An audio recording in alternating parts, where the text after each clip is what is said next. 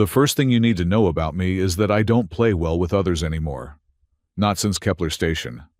Not since I watched my entire squad get vaporized because someone in the brass decided 30 human lives were worth less than a trade agreement with the Vexari Consortium. My name is Mark Hale, and I used to believe in the Interstellar Union. Used to believe humanity had finally found its place among the stars, standing shoulder to shoulder with species that had been traversing the cosmos while we were still figuring out fire. What a load of crap that turned out to be. The bar I'm sitting in reeks of synthetic alcohol and desperation. It's one of those joints on the lower levels of New Geneva Station where humans congregate when they're tired of pretending we matter to the rest of the galaxy. The Tellurian bartender keeps his 4 eyes on me, probably wondering if I'm going to start another fight. Last week I put a Korvax diplomat through a table for suggesting humans were only good for manual labor and breeding. The week before that, it was a Zenthran merchant who thought it was funny to call us hairless apes. I take another swig of whatever passes for whiskey out here and feel the burn all the way down. Real Earth whiskey hasn't made it this far into the frontier, and the synthetic stuff tastes like someone dissolved a battery in grain alcohol. But it does the job. Mark Hale. The voice is soft, melodic in a way that immediately sets off my internal alarms. I don't turn around. In my experience, when someone knows your name in a place like this, it's rarely good news. Depends who's asking, I mutter into my glass. My name is Administrator Reeves. I represent the Integration Committee. Now that gets my attention. The Integration Committee is the Union's way of keeping troublesome humans in line. They're the ones who decide if you get shipped back to Earth or thrown into a mining colony when you step out of line. I turn slowly on my stool, ready to tell this bureaucrat exactly where he can shove his committee. The man standing behind me is everything I expected. Soft features, clean pressed uniform, the kind of guy who's never had to fight for anything in his life. He's flanked by 2 security guards, both Altarian by the look of their blue-tinged skin, and those characteristic head ridges. Great. The Union sent their best lapdogs. Let me guess, I say, not bothering to hide the contempt in my voice. Another warning about my behavior, or are we skipping straight to deportation this time? Reeves surprises me by smiling. It's the kind of smile that makes me want to punch him even more. Actually, Mr. Hale, I'm here with a proposal. The committee has been following your activities with great interest. My activities. You mean defending humanity's dignity, while you pencil pushers bend over for every alien species that looks at us sideways. One of the Altarian guards shifts slightly. I've hit a nerve. Good. Your military record speaks for itself, Reeves continues, unperturbed. Before the incident at Kepler Station, you were one of our most decorated combat engineers. Your tactical algorithms are still taught at the Academy. And look how well that turned out. I drain my glass and signal for another.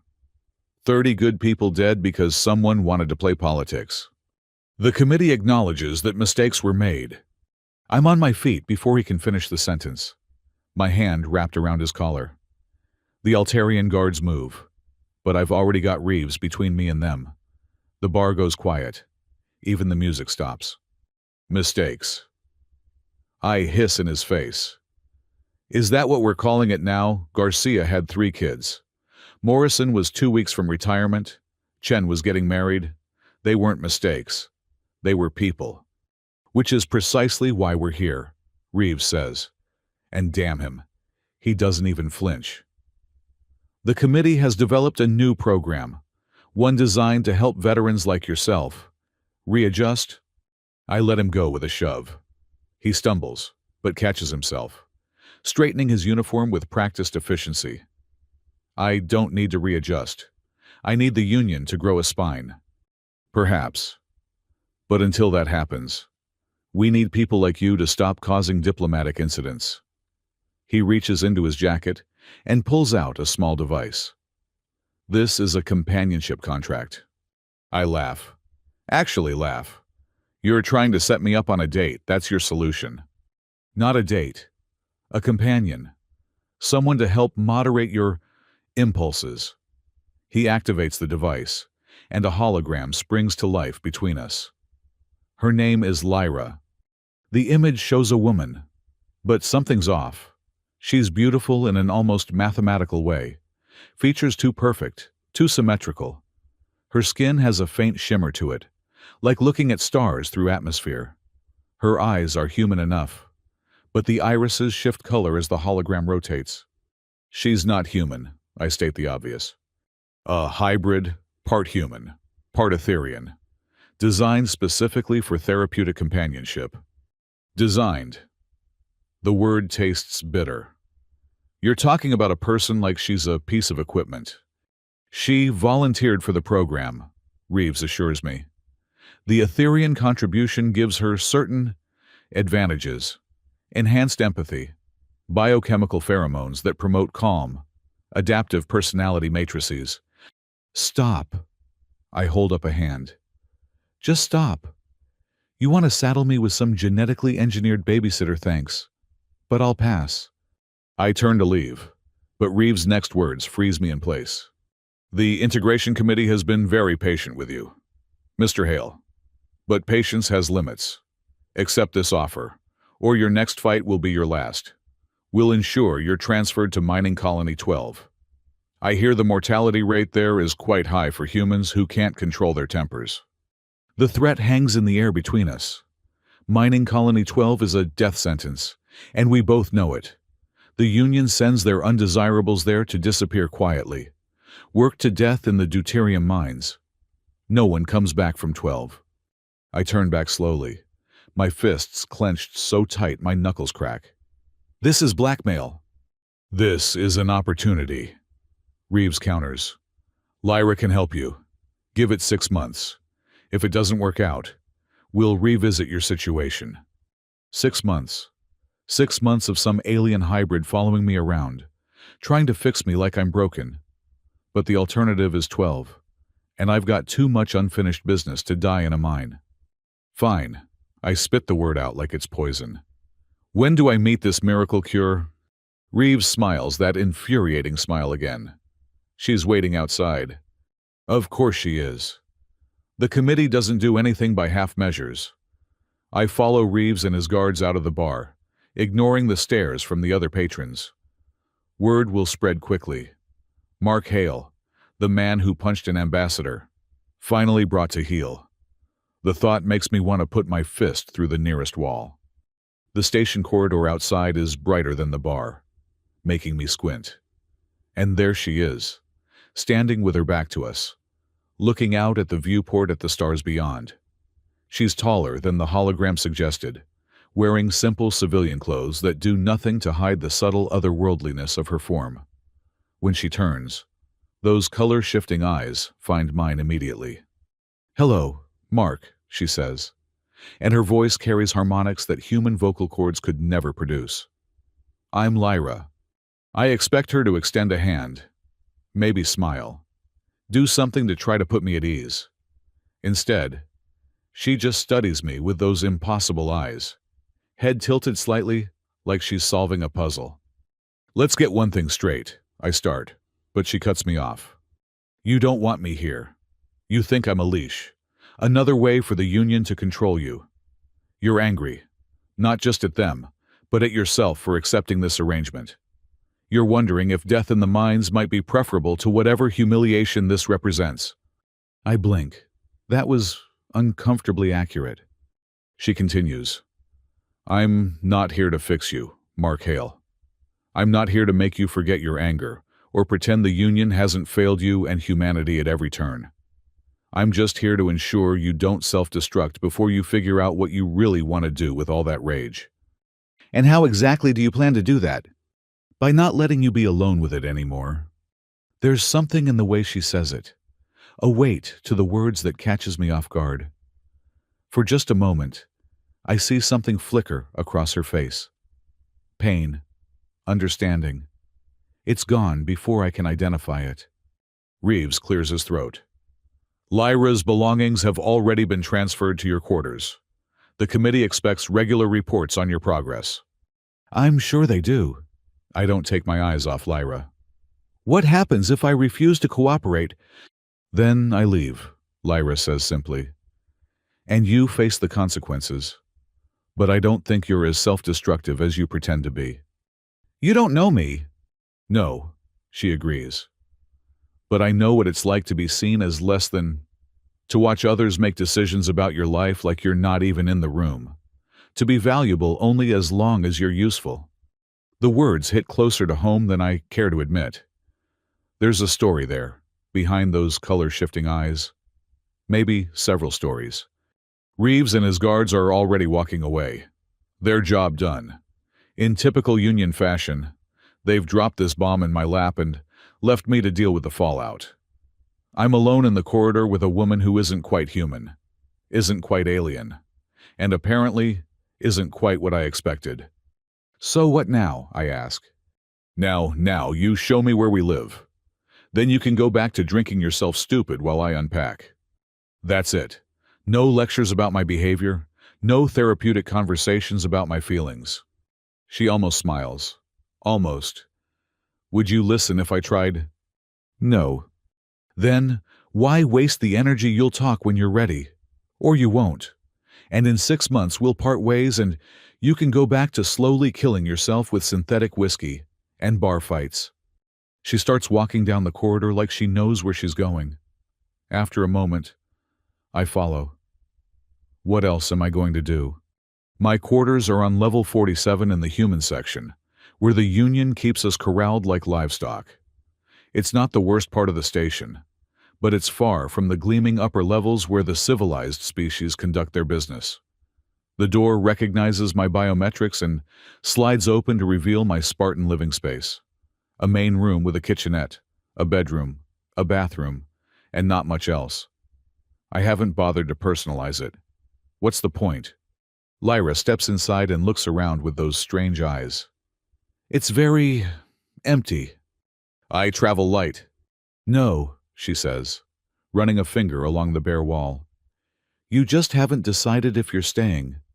Again, with the uncomfortably accurate observations. I grab a bottle from the kitchen cabinet and pour myself another drink. Your stuff is probably in the bedroom. I'll take the couch.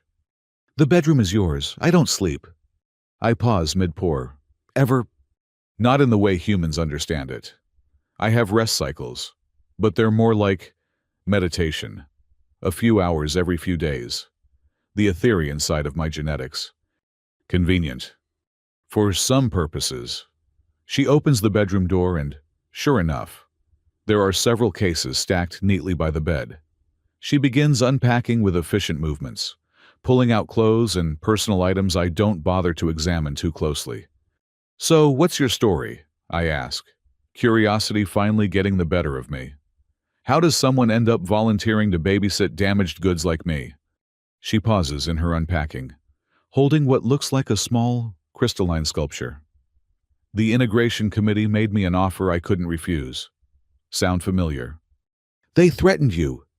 In a manner of speaking, when you're a hybrid, you exist at the sufferance of others.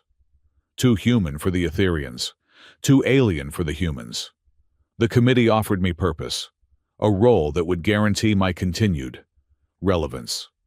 So we're both prisoners. Prisoners implies we have no choice. We always have choices. Mark, they're just not always good ones.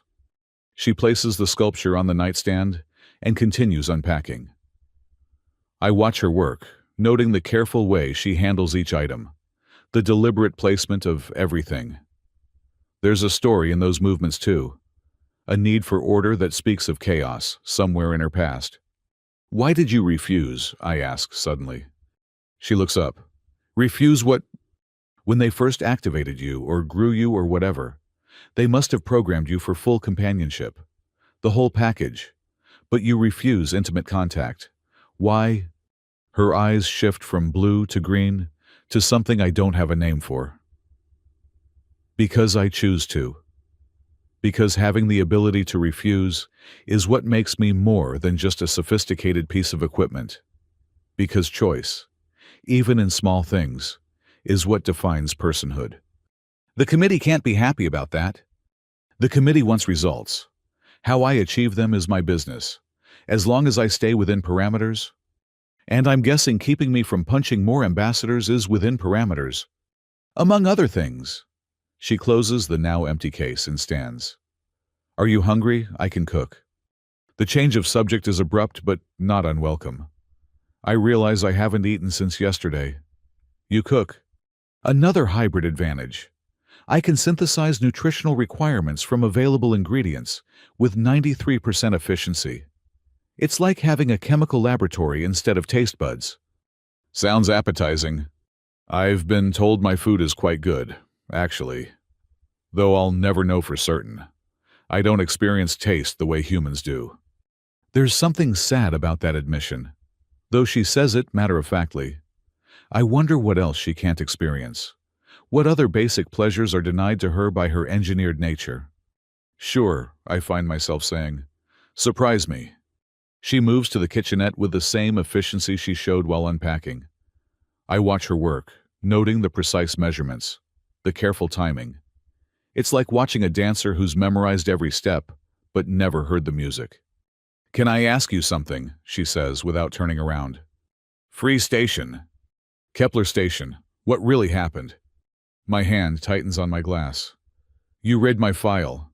You know what happened. I know what the official report says. Terrorist attack. 30 casualties. Lone survivor extracted after 72 hours. Commendations for bravery. Honorable discharge with full benefits. Then you know everything.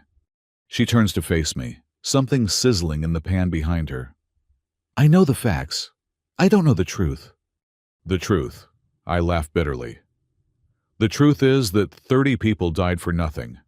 The truth is that someone in the union decided a trade deal was worth more than human lives. The truth is that I survived because I was in the waste processing unit when the bombs went off. Not because I'm some kind of hero. You tried to save them. I failed. The security footage shows you going back, multiple times, even after the structural integrity was compromised. And what did it accomplish? They still died. Morrison still never made it to retirement. Garcia's kids still grew up without a father. All I did was live when better people didn't. She turns back to the stove, stirring whatever she's cooking. Survivor's guilt is a recognized psychological condition. There are treatments. I don't want to be treated. I snap. I want to remember. I want to stay angry. Because the moment I let it go, the moment I accept it and move on, their deaths mean nothing. You think your anger honors them. I think my anger is all I have left of them. She plates the food and brings it to me. It looks like some kind of stir-fry. Vegetables and protein in a sauce that smells better than anything I've eaten in months. I take a bite and, despite my mood, I have to admit it's good. Really good. How I ask around a mouthful of food. I analyze the molecular structure of the ingredients and optimize the cooking process for maximum flavor interaction. It's just chemistry. It's not just anything. This is restaurant quality. Thank you. She sits across from me, watching me eat with those unnerving eyes. Can I tell you what I think? Could I stop you? Yes. You could tell me to shut up and I would. That's part of our arrangement. I'm not here against your will, and you're not obligated to listen to me. I gesture with my fork for her to continue. I think your anger isn't really about honoring the dead.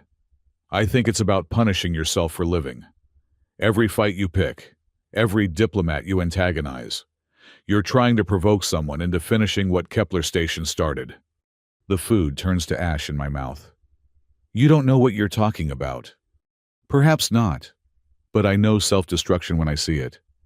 I know what it's like to wish for an ending that makes sense of the pain. Yeah, and what would a genetically engineered companion know about pain? She's quiet for a long moment, and I think I've finally shut her up. Then she speaks, so softly I have to strain to hear her. I know what it's like to be created for a purpose and then realize that purpose is a cage. I know what it's like to have memories that might not be real, emotions that might be programmed, thoughts that might not be my own. I know what it's like to question whether anything I feel is genuine or just sophisticated mimicry designed to fool others into seeing me as real. The words hang between us, heavy with implications I'm not ready to unpack. I finish my meal in silence. She sits across from me, neither of us willing to break whatever fragile thing has formed in this moment. Finally, I push the empty plate away. Thank you for the food.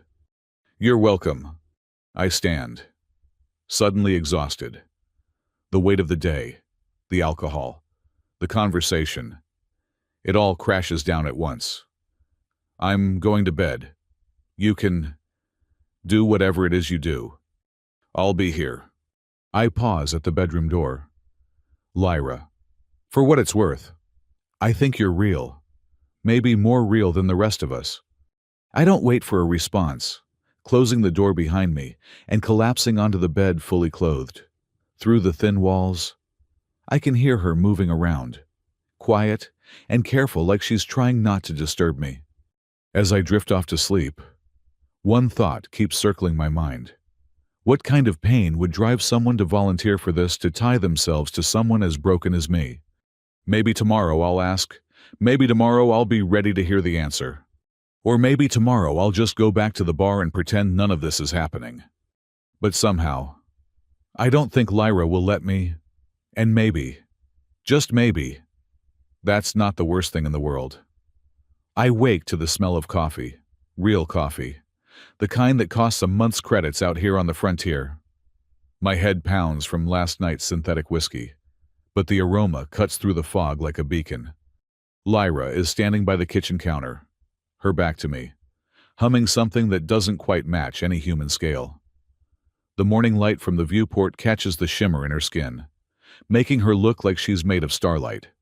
How is all I manage to croak out. She turns, holding 2 mugs. Good morning to you too. And to answer your eloquent question, I synthesized it from the protein supplements in your cabinet. Molecular reconstruction, same compounds, different arrangement. You can just make coffee out of thin air, out of available organic compounds. But essentially, yes. She sets a mug in front of me. Though I'm told the taste is subjective, I have no frame of reference. I take a sip and nearly moan. It's perfect. Better than perfect. It tastes like earth, like home, like mornings before everything went to hell. Jesus, I mutter. The union is wasting you on babysitting duty. You could make a fortune with this ability. The union knows exactly what I can do, she says quietly. That's why they made sure I can't leave. Before I can ask what she means, my comm unit buzzes. The display shows a priority message from station security. Another diplomatic incident on level 23. The Korvax delegation is demanding blood after someone vandalized their shrine with human graffiti. They want the perpetrator found and punished according to their laws, which involve ritual flaying. Friends of yours? Lyra asks, reading over my shoulder. Never seen them before in my life, I lie. She gives me a look that says she doesn't believe me for a second. The timestamp shows this happened 3 hours ago. You were asleep. Lucky me. Mark, her voice carries a warning. If security thinks you're involved. They always think I'm involved. Human causes trouble on the station. Must be Mark Hale. It's not like there are thousands of us here or anything. My comm buzzes again. This time it's a summons. Report to Security Chief Thakran's office within the hour or face arrest. Great. Thakran is a Rigelian, 7 feet of scales and barely contain contempt for humanity. Our last meeting ended with him threatening to space me if I stepped out of line again. I should go with you, Lyra says. Like hell. I don't need a chaperone. No. But you might need a witness. Rigelians respect strength, but value protocol. If you go alone, Thakran will try to provoke you. If you bring me, he has to follow diplomatic procedures. Since when do you know so much about Rigelian psychology? She taps her temple. Eidetic memory and access to the Union's cultural database. I am a walking encyclopedia of alien customs and procedures. Another design feature. You make yourself sound like a machine, Sometimes it's easier than the alternative. I don't ask what the alternative is. I'm not sure I'm ready for that conversation. Instead, I finish my coffee and get dressed in my least offensive clothes. When I emerge from the bedroom, Lyra has changed too, wearing something that looks official without actually being a uniform. She's pulled her hair back, and the severity of it makes her otherness more pronounced. "Try not to punch anyone," she says as we head for the door. "I make no promises." The journey to security takes us through the station's commercial district. It's early enough that the crowds are thin, mostly night shift workers heading home and day shift heading out. A few humans nod at me as we pass. Word travels fast in our section. They know I'm on my way to another interrogation, another reminder of our place in the hierarchy. "You're something of a folk hero," Lyra observes, as a group of human dock workers deliberately slow down a cargo transport to let us pass. "I'm an idiot who can't keep his mouth shut." The two aren't mutually exclusive. Security headquarters is in the station's core, a gleaming monument to Union authority. The walls are lined with weapons from 100 worlds, all of them pointed inward. The message is clear: we're here to keep you in line, not protect you. Thakran's office is at the top, because of course it is. Rigelians love their power displays. His secretary, a nervous-looking Altarian, waves us through without a word. The door slides open to reveal the security chief in all his scaled glory. "Hail," he rumbles, not bothering to look up from his displays. "I should have known." "Nice to see you too, Chief. How's the wife still molting?" His eyes, all four of them, snap to me. "You dare?" "Security Chief Thakran," Lyra interrupts smoothly. "I am Companion Lyra, assigned to Mr. Hale by the Integration Committee. I trust all protocols will be observed." Thakran's crest flattens slightly, a sign of annoyance. But Lyra's right. With her here, he can't just railroad me like usual. Of course, though I wasn't aware the committee had finally decided to leash their pet human. "Funny," I say before Lyra can stop me. I wasn't aware security had finally decided to do their job instead of just harassing humans.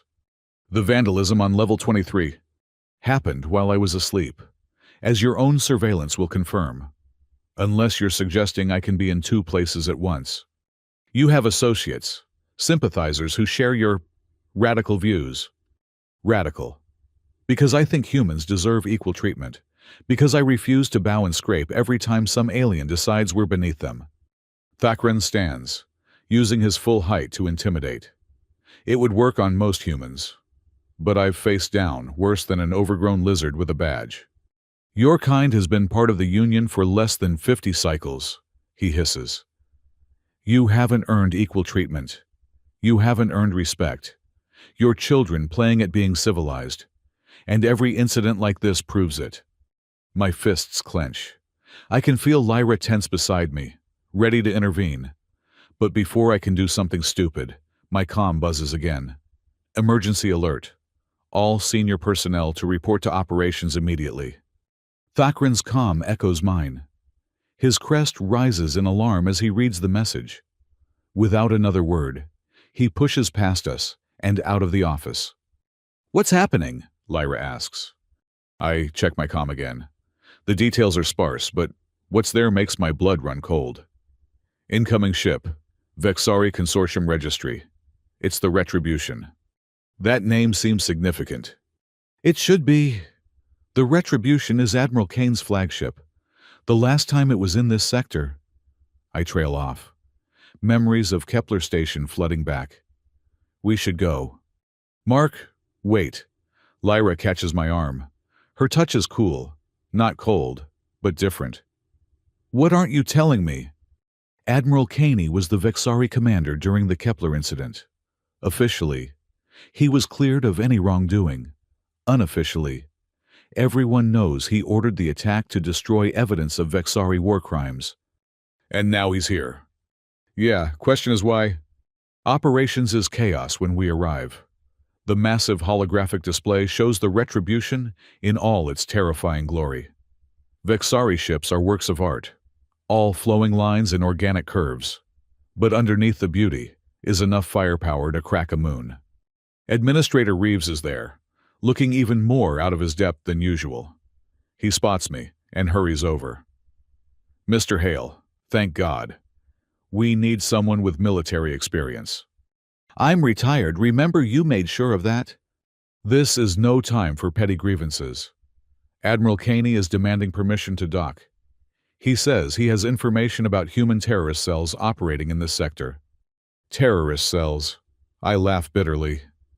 Is that what we're calling people who want basic rights now? Mark, Lyra warns quietly. But I'm past caring. Let me guess. The vandalism this morning was just the excuse they needed. Create a problem, offer a solution, tighten control. It's the oldest play in the book. You're being paranoid, Reeves insists. Am I? Tell me, Administrator. How long after Caney docks before he starts demanding access to the human sector? How long before security starts rounding up suspects who coincidentally happen to be anyone who's spoken out against the Union? The Vexari are our allies. The Vexari are manipulators who see humans as a threat to their power structure. We adapt too quickly, learn too fast. Give us another generation and we'll be outpacing species that have been spacefaring for millennia. They know it. That's why they want us under control now, while they still can. The display flashes. Incoming transmission. Admiral Caney's face appears, and I have to fight the urge to put my fist through the projector. He looks exactly as I remember elegant features. 6 eyes arranged in perfect symmetry. That same condescending smile. Station Administrator. He purrs in accented Union Standard. I trust you received our request. Admiral Caney, Reeves stammers. We're honored by your visit. Of course, you have permission to dock.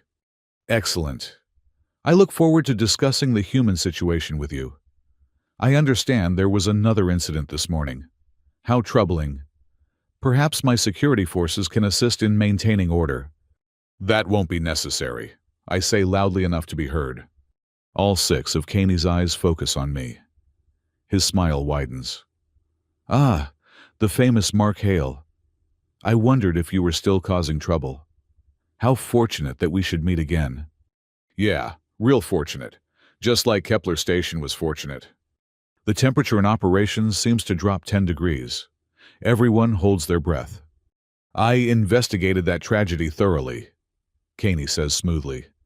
Such a terrible loss of life. If only your people had been better prepared for terrorist attacks. If only our defense codes hadn't been mysteriously compromised an hour before the attack. You're suggesting something, Mr. Hale. I'm suggesting you stay the hell away from the human sector. We don't need your help. Caney's eyes narrow. Administrator Reeves, I trust you'll have your people under control by the time I arrive. We wouldn't want any misunderstandings. The transmission ends. Reeves rounds on me, face purple with rage. How dare you? Do you have any idea what you've just done? Yeah, I've put a target on my back. Better mine than innocent people who can't fight back. Security! Arrest this man for what? Lyra steps forward. Speaking, expressing an opinion, I've reviewed station regulations. Administrator, Mr. Hale has broken no laws.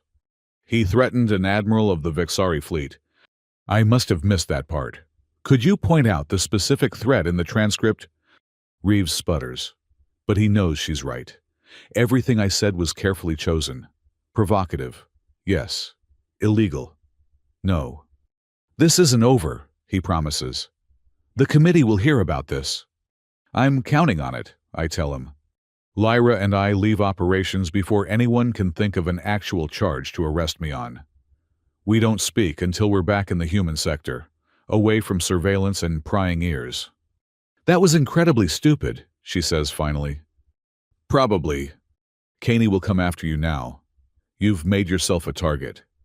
Better me than some family who just wants to live in peace. I can handle Caney. Can you? He commands a warship. You're one man with a history of violence and a drinking problem. I stop walking and turn to face her. You think I should have kept quiet, Let him waltz in here and start his witch hunt. I think you're so angry you can't see straight. I think you want Caney to come after you because it gives you an excuse to fight. I think you're using righteous indignation to mask a death wish. The words sting because they're true. But before I can respond, she continues. I also think you're right about him. The Vexari have been maneuvering against humanity since we joined the Union. This vandalism was too convenient, too perfectly timed. Someone is playing a longer game here. You believe me? I have access to pattern recognition algorithms most sentients couldn't dream of. The probability of coincidence is less than 3%. She pauses. There's something else. When I was unpacking yesterday, I noticed irregularities in my assignment documentation. What kind of irregularities? The kind that suggests someone very powerful wanted me specifically assigned to you. The integration committee was given a list of suitable candidates. My name was added at the last minute, by someone with alpha-level clearance. Alpha level, that's command staff, admiral rank or above. She meets my eyes. Someone wanted us together. Mark, the question is why? My mind races through the implications. If Lyra's right, if someone at the highest levels orchestrated this, we need to be careful. Trust no one. Not even each other. The question hangs between us. Can I trust her? She could be playing me, could be part of whatever game is being run. But something in my gut says no. The pain in her voice when she talks about being trapped. The careful way she maintains her independence despite her programming. It feels real. I trust you, I say, surprising myself with how much I mean it. Something flickers across her face. Relief, gratitude. It's gone before I can be sure. We should get off the station, she says. When Caney docks, things will escalate quickly. I can't run. People here depend on me. You can't protect them if you're dead or imprisoned. We need time to figure out what's really happening. She's right. But it galls me to admit it. Running feels like abandoning everyone who looks to me as some kind of symbol of resistance. But Lyra's also right that I'm no good to anyone locked up or worse. I know a smuggler, I say, finally. Jax Harrow. He owes me a favor from back when I stopped a Rigelian patrol from searching his ship. He could get us to the outer rings. Can we trust him? Jax only cares about two things: credits and staying out of prison. As long as we can pay, he'll keep quiet. We head back to my quarters to pack. I don't have much worth taking. Just some clothes, my old service tags, and a datapad with encrypted files from Kepler Station. Files I've been trying to decode for 2 years without success. Lyra packs with the same efficiency as before, but I notice her taking extra care with the crystalline sculpture. What is that? I ask. A memory core, she says quietly. From before. Before the integration committee. Before I was Lyra. She wraps it carefully. Sometimes I access it, trying to understand who I was, but the memories are fragmented, like looking at a broken mirror. Do you want to remember? I don't know. What if I don't like who I was? What if the person I am now is better than the person I was meant to be? It's a question I understand too well. Would I go back to who I was before Kepler, the optimistic soldier who believed in the mission, in the Union, in humanity's bright future among the stars? That man died with his squad. What's left is harder, angrier, but maybe more honest too. I think, I say carefully, that who we choose to be matters more than who we were programmed or trained to be. She looks at me for a long moment, those color-shifting eyes unreadable. Then she nods and finishes packing. We're about to leave when my door chimes. Through the security monitor, I can see a young human woman, nervous and fidgeting. I recognize her as Samantha Torres, one of the dock workers from this morning. Mr. Hale, she says when I open the door. I'm sorry to bother you, but we need your help. What's wrong? Security is already moving through the human sector. They're not arresting anyone yet, but they're asking questions about the vandalism, about you, about anyone who's spoken out against the Union. People are scared. Tell everyone to stay calm. Don't give them any excuse to escalate. I'm working on something, but I need time. Are you leaving? Her eyes widen as she notices our bags. Temporarily, but I'm not abandoning anyone, I promise. She doesn't look convinced, but nods. Be careful, Mr. Hale. You mean a lot to people here. After she leaves, Lyra touches my shoulder. You can't save everyone, Mark. I know. Doesn't mean I stop trying. We take the back routes to the docking ring, avoiding main corridors and security checkpoints. The Retribution has already docked by the time we reach Jax's berth. I can see it through the viewport, dwarfing every other ship in the vicinity. Jax's ship, the Wandering Fool, looks like scrap metal held together by prayer and creative welding. But I know better. Underneath the deliberately shabby exterior is one of the fastest ships in the sector. Jax himself is working on the hull when we arrive. He's human, but you'd have to look closely to tell. Years of genetic modifications and cybernetic enhancements have left him more machine than man. He looks up as we approach, his artificial eyes whirring as they focus. Mark Hale, he drawls. Heard you were causing trouble again. Just another day in paradise. I need passage to the outer rings. Quiet passage. That's a big ask, especially with a Vexari dreadnought breathing down the station's neck. His eyes shift to Lyra. Who's your friend? Someone who needs to stay off the grid, same as me. Jax considers this, running calculations behind those artificial eyes. It'll cost you 5,000 credits each. That's robbery. That's supply and demand. Take it or leave it. I'm about to argue when Lyra steps forward. She pulls something from her bag, a small vial filled with iridescent liquid. How about a trade instead? Jax's eyes widen. Is that pure Etherian neural fluid? One drop in your cybernetic systems, and your processing speed triples for a month. No side effects, no degradation. Where the hell did you get Etherian neural fluid? Lyra just smiles. Do we have a deal? Jax practically snatches the vial. Bay 3. We launch in 20 minutes. Don't be late. As we head to the passenger compartment, I give Lyra a look. Neural fluid. A gift from my other half, she says simply. I produce about 1 milliliter every month. It's quite valuable to the right people. You're full of surprises. You have no idea. The Wandering Fool's passenger compartment is cramped but clean. We strap in as Jax runs through pre-flight.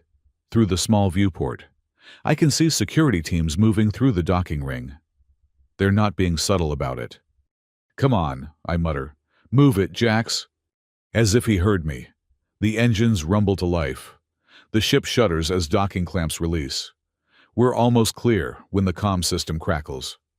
Wandering Fool, this is station security. You are ordered to return to dock for inspection. Jax's voice comes over the internal comm. Sorry, folks. Looks like we've got company. Hold on to something. The ship lurches as Jax hits the throttle. G-forces slam us back into our seats as the Wandering Fool shows what she can really do. Through the viewport, I see security ships scrambling to pursue. They're not going to just let us go, Lyra says through gritted teeth. She's right. Even Jax can't outrun military interceptors, not in a straight chase. But then I remember something. Jax, I shout into the comm. Head for the Retribution, use it for cover. Are you insane? Trust me. The ship banks hard, heading straight for the massive Vexari vessel.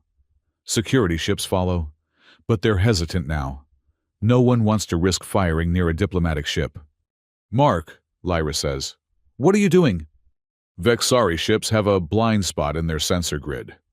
Design flaw they've never bothered to fix because no one's stupid enough to get that close to their hull. If Jax can slip us into that pocket, we disappear, she finishes. Brilliant. Also completely insane. Story of my life. The Wandering Fool skims along the Retribution's hull. So close, I swear I can see individual hull plates. Security ships fall back, unwilling to risk an incident. For a heart-stopping moment, I think the Vexari might open fire themselves. Then we're past, hidden in the sensor shadow, racing toward open space. Clear, Jax announces. Though I think I aged 10 years in the last 10 minutes. You sure know how to make friends. Hail. I slump back in my seat. Adrenaline crash hitting hard. We're not safe, not by a long shot. But we're alive and free, for now. So, Lyra says, unstrapping herself. What's the plan? Honestly, I'm making this up as I go. That's reassuring. You could have stayed on the station. No, she says quietly. I couldn't. There's weight to those words, meaning I'm not ready to unpack. Instead, I focus on immediate problems. We're fugitives now, running from both station security and whatever game Admiral Caney is playing. We need allies, information, and a way to fight back that doesn't involve me punching people. There's a human settlement on Titan Colony, I say. Free traders, mostly. People who got tired of Union rules and struck out on their own. We can lay low there while we figure out our next move. And then we find out who really orchestrated the attack on Kepler Station, who's pulling the strings, and we make them pay. Lyra studies me with those impossible eyes. Revenge won't bring them back, Mark. No, but justice might stop it from happening again. You think there's a difference? I hope there is, for both our sakes. The wandering fool jumps to hyperspace, leaving New Geneva Station and Admiral Caney behind. But I know this is just the beginning. Someone wanted Lyra and me together, wanted us off the station, wanted us running. Fine, let them think they're in control. Because Mark Hale doesn't run forever. He just backs up to get a better running start. And when I come back, when I find out who's responsible for all of this, they're going to learn why humans are more dangerous than they ever imagined. Not because we're stronger or smarter or more advanced, but because we're too stubborn to know when we're beaten. Beside me, Lyra pulls out her crystalline memory core, turning it over in her hands. Whatever secrets it holds, whatever past she's running from, we'll face it together. Two broken people against the universe. I've had worse odds. Titan Colony looks like humanity's middle finger extended toward the rest of the galaxy, built inside a hollowed-out asteroid. It's a maze of tunnels and chambers that grew organically as more people fled Union control. No central planning, no alien oversight, just human stubbornness and engineering held together with welded steel and prayer. The wandering fool docks at what generously could be called a port, but more accurately resembles a hole blown in the rock, with landing pads bolted on as an afterthought. Jax powers down the engines and turns to us. End of the line, folks. Try not to get killed. Bad for my reputation. Your reputation? I snort. What reputation? The one that says I deliver my passengers alive. Mostly. He grins, revealing teeth replaced with titanium implants. Watch your backs. Titan's free, but freedom ain't always pretty. We grab our gear and head into the colony proper. The first thing that hits me is the smell. Recycled air mixed with machine oil, cooking food, and too many people in too small a space. But underneath it all is something else. Hope, determination. The scent of humans refusing to give up. It's chaotic, Lyra observes, taking in the bustling marketplace we've entered. Vendors hawk everything from earth-grown vegetables to black market weapons. Children run between the stalls, laughing and playing games I remember from my own childhood. It's human, I correct her. Messy and imperfect and alive. A woman at a nearby stall selling what claims to be real beef jerky gives us a long look. Her eyes narrow when she recognizes me. Mark Hale.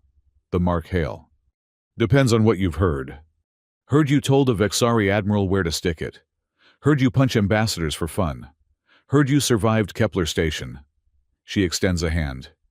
Maria Santos, former New Geneva dock worker. Got tired of being treated like a second-class citizen. I shake her hand, noting the calluses. Real workers' hands. This is Lyra. She's with me. Maria's eyes flick to Lyra, taking in the subtle shimmer of her skin, The two perfect features. Hybrid. Yes, Lyra says simply. Well, you're welcome here regardless. We don't judge by genetics on Titan. Only by actions. Maria reaches under her counter and pulls out a bottle. Real Earth whiskey. Been saving it for a special occasion. Figured the man who stood up to Admiral Caney deserves a drink. News travels fast. Faster than you, apparently. Half the human sector is talking about what you did. The other half is taking bets on how long before Caney comes after you. I accept the bottle gratefully. After days of synthetic swill, real whiskey is like liquid gold. Any word on what's happening back at the station? Maria's expression darkens. Security's been cracking down hard. Dozen arrests yesterday. All humans who've been vocal about wanting equal treatment. They're calling it preventive measures against terrorism. Sons of bitches, I mutter. That's not the worst part. Word is Admiral Caney brought a specialist with him. Some kind of interrogation expert. Those arrested haven't been seen since. My blood runs cold. Vexari interrogation specialists are legendary for their ability to extract information. They don't use crude methods like torture. They use technology that interfaces directly with the nervous system, pulling memories whether the subject wants to share them or not. We need to find somewhere to stay. I tell Maria. Somewhere quiet. Try the rust bucket, 3 levels down. Greta runs it. Tell her I sent you. She pauses. And hail. Whatever you're planning, there are people here who'd help. We're tired of running. The rust bucket turns out to be exactly what it sounds like. A bar and boarding house that's seen better decades. Greta, a mountain of a woman with cybernetic arms, takes one look at us and jerks her head toward the stairs. Room 12, 100 credits a week, paid in advance. No questions asked, no answers given. I pay without haggling. In places like this, privacy is worth more than comfort. The room is small but clean. 2 beds, a washroom, and a terminal that probably hasn't been updated since before I was born. Lyra sets down her bag and immediately begins checking for surveillance devices. Clear, she announces after a thorough sweep. Though the walls are thin, we'll need to be careful what we discuss. I slump onto one of the beds, suddenly exhausted. The adrenaline of our escape is wearing off, leaving behind the cold reality of our situation. We're fugitives, cut off from resources, with one of the most powerful beings in the galaxy hunting us. You should rest, Lyra says, sitting on the other bed. You haven't slept properly in days. Can't. Too much to figure out. Caney's moving faster than I expected. Those arrests. People are suffering because of me. Because of Kane, she corrects. You're not responsible for his actions. Tell that to the families of those arrested. She's quiet for a moment, then moves to sit beside me. Not touching, but close enough that I can feel the strange coolness that radiates from her skin. Can I show you something? I nod, too tired to be wary. She pulls out her memory core, the crystalline sculpture I've seen her handle so carefully. Up close, I can see it's not actually a sculpture at all. It's technology so advanced it looks like art, patterns shifting and flowing beneath the surface. This contains fragments of my memories from before, she says. Before the integration committee, before I became Lyra. I've been afraid to access them fully, but I think it's time. Why now? Because Admiral Caney's name appears in the fragments. Because I think I know why someone wanted us together. Because you trusted me when you had no reason to. She holds the core between her palms and closes her eyes. The crystal begins to glow, pulsing with an inner light. Her skin shimmers more intensely, the human disguise flickering like a bad hologram. For a moment, I see her true form. Something beautiful and terrible. Patterns of light and energy that hurt to look at directly. Then she gasps, and the light dies. The crystal clatters to the floor as she doubles over, shaking. Lyra. I reach for her, but she holds up a hand. I'm okay, Just processing. She looks up, and her eyes are wild. I remember. Oh God, I remember. What do you remember? I wasn't just a weapon. I was an investigator. Etherian Intelligence Services. I was assigned to investigate weapons trafficking in the frontier sectors. Someone was selling restricted technology to terrorist cells. She pauses, struggling to organize the returned memories. I traced the source to a Vexari military supplier. High level, connected to Admiral Kane's fleet. My heart pounds. You found evidence Kaney was arming terrorists? More than that. I found evidence he was creating them, funding radical groups, providing them with targets and technology, then swooping in to save the affected systems. It was all about control, about justifying increased Vexari military presence. Kepler Station was supposed to be another controlled incident. Small casualty count, big propaganda value. But something went wrong. The explosives were more powerful than intended, or placed incorrectly. Instead of a few deaths and minor damage. Total destruction. 30 people dead. My voice is hollow. They were all murdered for a false flag operation. Lyra nods, tears streaming down her face. Whether they're from the recovered memories or empathy. I can't tell. When I tried to report what I'd found, I was ambushed. My ship destroyed. My crew killed. They captured me, tried to extract what I knew. When that failed, they rebuilt me, turned me into this. Part of my memories locked away, part of my genetics rewritten. The perfect spy. If they could control me. But they couldn't. No. The Etherian part of me is stronger than they realized. We don't break easily. So they found another use for me. Gave me to the Integration Committee as a gift. A companion for troubled humans. She laughs bitterly. They never expected the committee to assign me to you. The one human in the galaxy with the most reason to hate Admiral Kaney. Someone in the committee knows. Someone wanted us to meet. Wanted your memories to surface. Or someone wanted to kill two birds with one stone. Eliminate you and destroy the evidence I carry. All in one convenient package. I stand and pace the small room, mind racing. If Lyra's right, if Kaney orchestrated Kepler Station and dozens of other attacks, then this is bigger than personal revenge. This is about exposing a conspiracy that goes to the heart of the Union itself. We need proof, I say. Your memories aren't enough. The Union will claim they're corrupted, that you're malfunctioning. I know where to find it. During my investigation, I set up dead drops, encrypted data caches hidden throughout the frontier, if they haven't been discovered. We could blow this whole thing wide open, I turn to her. Where's the nearest cache? Prometheus mining station, 2 days travel from here. That's in contested space. Pirates, raiders, worse. I know, but it's our best shot. I consider our options. Stay hidden on Titan and hope Kaney doesn't find us. Not likely. Go back to New Geneva and turn ourselves in.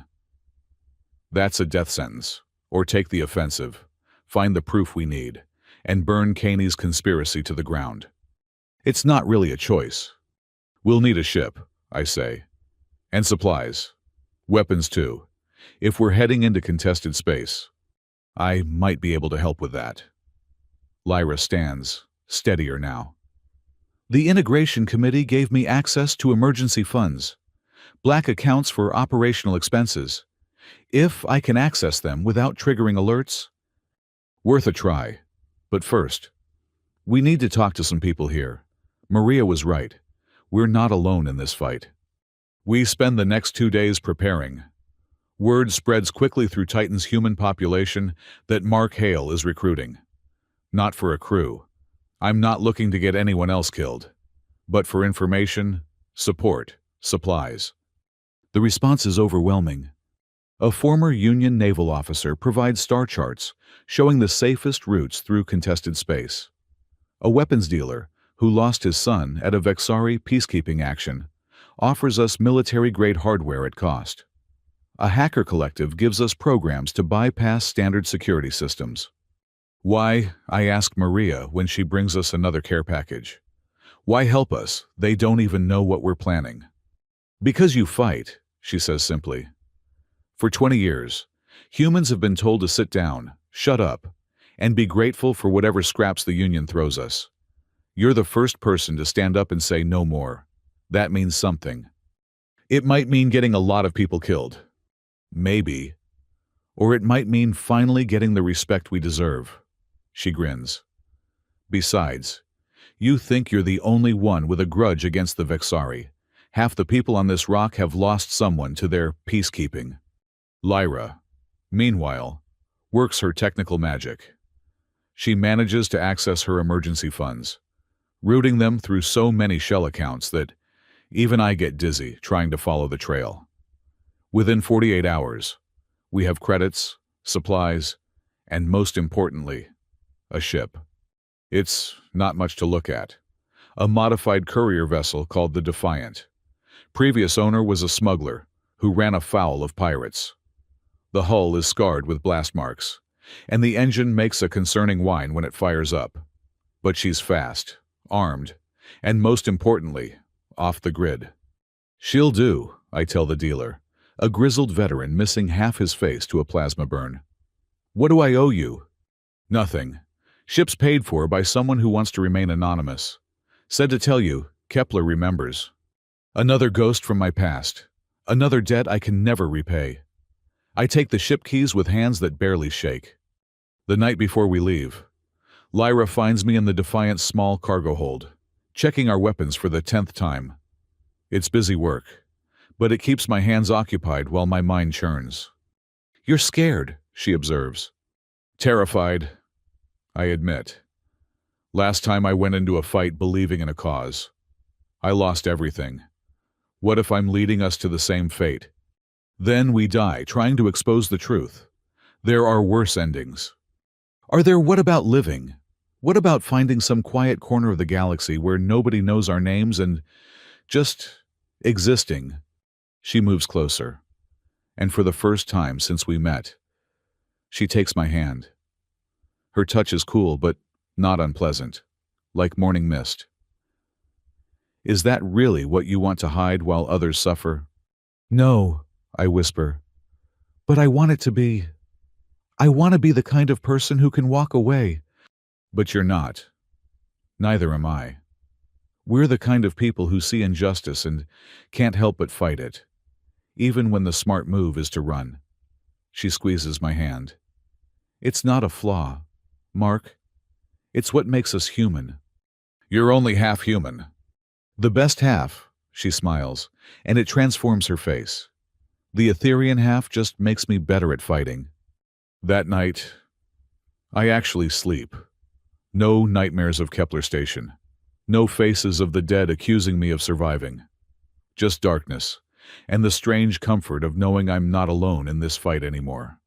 We launch at dawn. Titan's artificial sunrise painting the docking bay in shades of gold and amber. A small crowd has gathered to see us off. They don't cheer or wave. That would draw attention. But they're there, bearing witness. Navigation locked in, Lyra reports from the co-pilot seat. Prometheus Station, ETA 47 hours if we push the engines. Then let's push them. The Defiant breaks free of Titan's gravity well and arrows into the black. Behind us, the colony shrinks to a point of light, then vanishes entirely. Ahead lies contested space, pirates, and possibly answers to questions I've been asking for 2 years.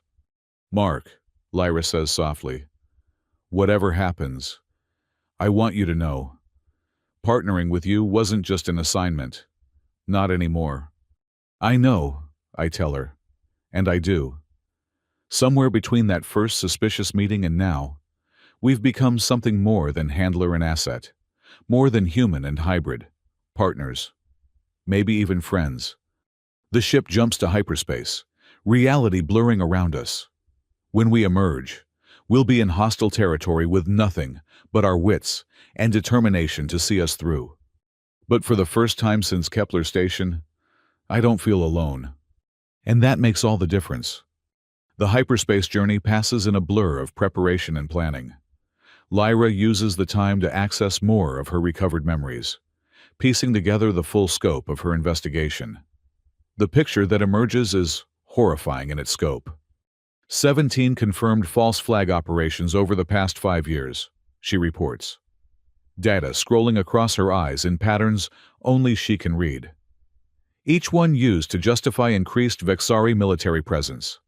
Each one blamed on human terrorists or sympathizers. How many dead, I ask, though I'm not sure I want to know. Conservative estimate 3,000, most of them human. 3,000 lives. 3,000 people who died, so Admiral Caney could play his power games. The number is so large, it becomes abstract. So I focus on the faces I know. Garcia, Morrison. The 27 other members of my squad, who died believing they were protecting humanity's interests. There's more, Lyra continues. Financial records showing payments to mercenary groups. Communication logs between Caney's staff and known terrorist cells. Even biological weapons shipments to conflict zones. Enough to bury him. Enough to start a war. The question is whether the Union will act on it, or bury the evidence to maintain stability. That's the real fear. Isn't it that we'll risk everything to expose the truth, only to have it suppressed by powers that prefer a comfortable lie to an uncomfortable truth? One crisis at a time, I tell her. First we get the evidence, then we figure out how to use it. The Defiant drops out of hyperspace at the edge of the Prometheus system, alarms immediately screaming. The space around us is littered with debris, shattered hulls, floating corpses, the detritus of a recent battle. Sensors detecting multiple ship signatures, Lyra reports, her hands flying over the controls. Most are powered down, but I'm reading at least 3 active vessels. Configuration suggests pirates. Of course, can we slip past them? Negative. They've already spotted us. Incoming transmission. The comm system crackles to life, and a face that would be handsome if not for the network of scars appears on screen. Human, or close enough. Another lost soul trying to make a living in the margins. Unidentified vessel. This is Captain Reese of the Bloody Crown. You've entered claimed salvage space. Power down your engines and prepare to be boarded, or we open fire. Charming, I mutter. Then key the comm. Captain Reese, this is the independent trader Defiant. We're just passing through. No interest in your salvage. Not how it works, friend. You pay the toll or you join the debris field. Your choice. Lyra catches my eye and taps her temple. She has an idea. I nod slightly. Captain, before you do anything rash, you should know who you're threatening. I'm Mark Hale. There's a pause. When Reese speaks again, his voice is different, cautious. The Mark Hale from Kepler Station. The same. And I'm on a mission that could change everything for humans in this galaxy. You want to be the pirate who stopped that, the one who robbed humanity of its chance at real equality. You're bluffing. Am I check your databases? See if there's a Union warrant out for me. See if Admiral Caney of the Vexari Consortium has put a price on my head. Then ask yourself why they want me so badly. The pause is longer this time. I can imagine the frantic activity on the pirate bridge, checking records, verifying my identity. When Reese comes back, his scarred face shows a different expression, interest. Let's say I believe you. What's this mission that's so important? The kind that exposes the lies we've been fed. The kind that shows humanity who our real enemies are. The kind that might just give people like you a chance at something better than scraping a living from the dead. Big words. Got anything to back them up? Lyra takes over. Captain Reese, I'm transmitting a data packet. Low-level stuff. But enough to verify our claims. Read it and decide. Do you want to be a footnote in history? Or do you want to be part of the chapter where humanity finally stands up? The transmission cuts off. For long minutes, we wait. Weapons powered up but not targeted. The pirate ships maintain their positions. A Mexican standoff in the void. Finally, Reese returns. You've got balls. Hale. I'll give you that. Tell you what. You need to get to Prometheus Station. Right place is locked down tighter than a Rigelian's purse. Vexari patrol ships arrived yesterday. Claim they're investigating terrorist activity. Caney's people. Has to be too convenient otherwise. But here's the thing. I know a way in. Old smuggling route through the asteroid field. Get you past their sensors. And in exchange, when you burn the bastards who've kept us down, you remember Captain Reese and the Bloody Crown. Maybe throw some legitimate work our way when the dust settles. You trust me that much? I trust that you're crazy enough to take on Admiral Kane. That means you're either going to die spectacularly or change everything. Either way, I want front row seats. He transmits the navigation data, and Lyra quickly verifies it against her memories. It checks out. This route would put us in Prometheus Station's maintenance sector. Minimal security. Then we go. I decide, Captain Reese, you have my word. When this is over, I'll remember who helped. That's all I ask. Good hunting. Hale. Give them hell. The pirate ships peel away, leaving us a clear path through the debris field. As we navigate toward the asteroid belt, Lyra looks at me with something like admiration. That was well done, turning potential enemies into allies. Desperate people understand each other, I reply. Reese and his crew aren't pirates by choice. They're survivors, same as us.